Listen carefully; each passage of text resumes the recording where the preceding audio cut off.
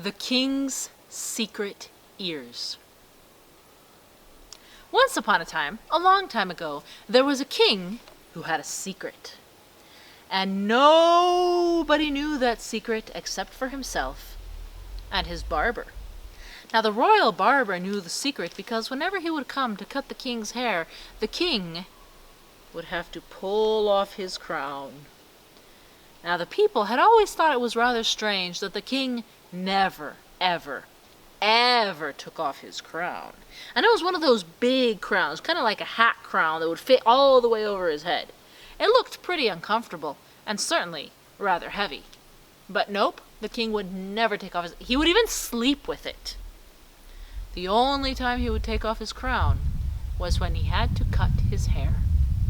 And the royal barber was an old man, a discreet man.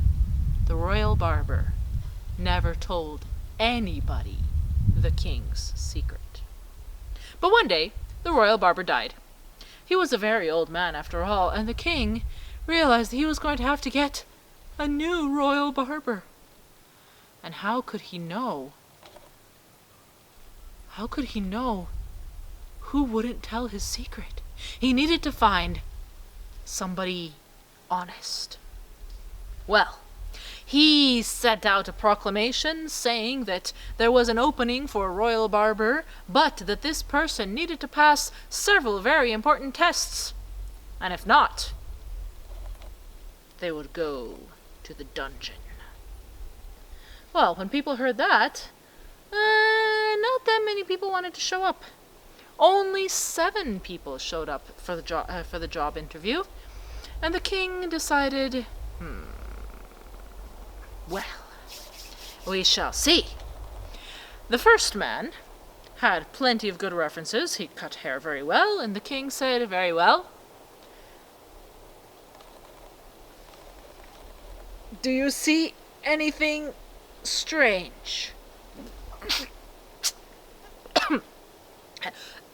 No, your majesty, nothing strange at all. Liar! Liar! I can't trust you! Guards! Take him to the dungeon! The guards had been waiting outside, of course, because the king had sent all the guards out, and the king stuffed his hat back on, his crown. The guards came in and dragged the barber all the way to the dungeon. Next. Do you see anything strange? No, of course not. No, I mean, why would I? Nothing strange at all, your majesty, nothing strange at all. Liar! Guards, come back in and take him to the dungeon!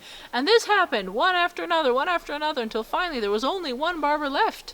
And this barber was a woman, and her name was Opal. She cut hair very well, yes, very good references and everything. And the king...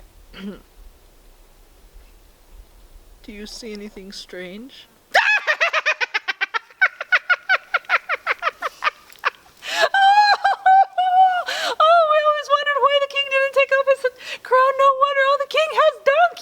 The king has donkey ears, the king.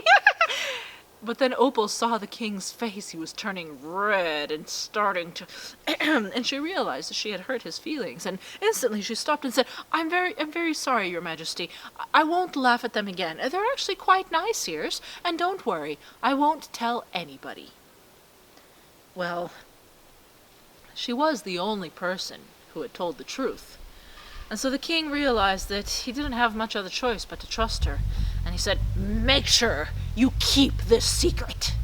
Oh, yes, your majesty, yes, of course. I'm very good at keeping secrets. When I give my word, I make sure that I don't break it.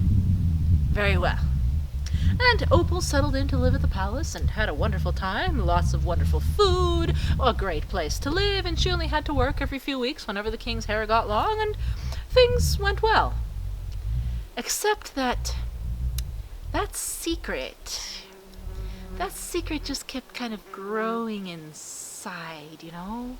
And it's really hard to keep a secret, especially when it's one as juicy as the fact that the king had donkey ears! But no. She didn't want to hurt his feelings, of course. She wasn't...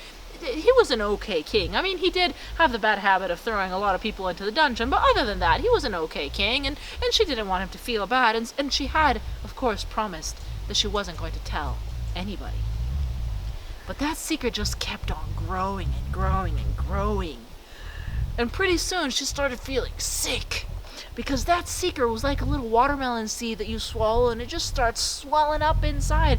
And one day she was walking along when she felt she couldn't stand it any longer, and she saw a lady walking by, and she said, "You want to know a secret?"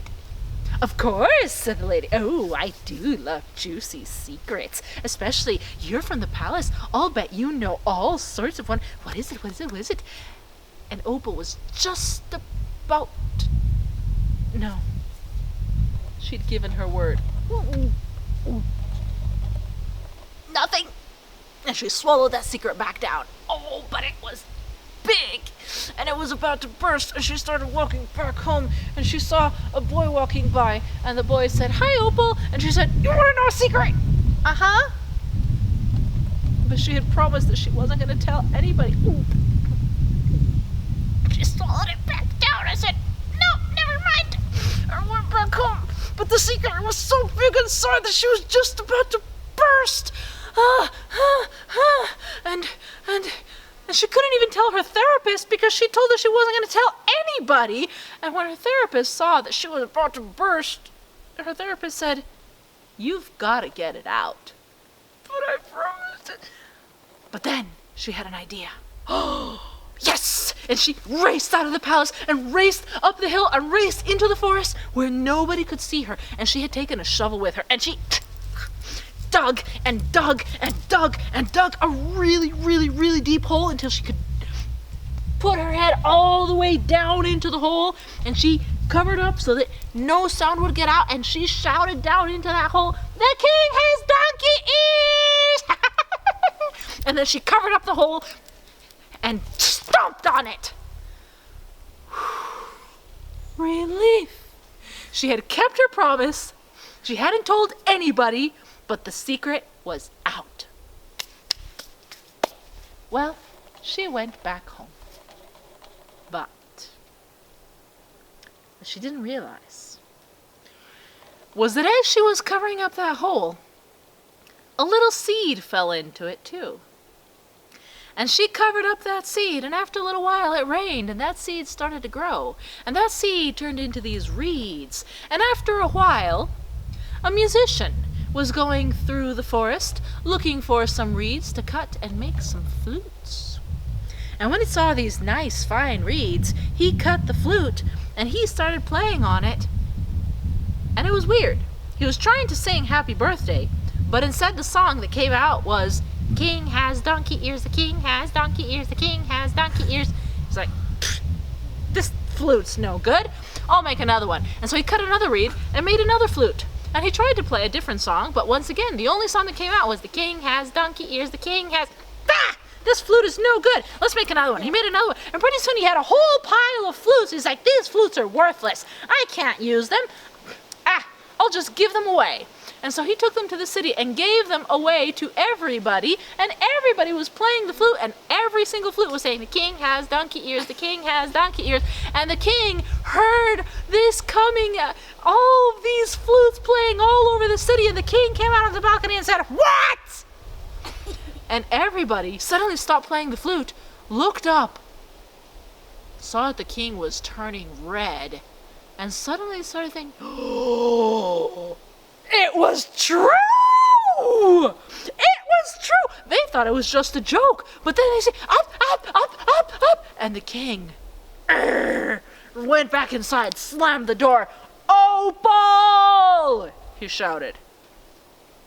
"Yes, your majesty?" "You broke your promise! You told everybody!" "No, I didn't tell anybody! Liar! Guards, drag her off to the dungeon!"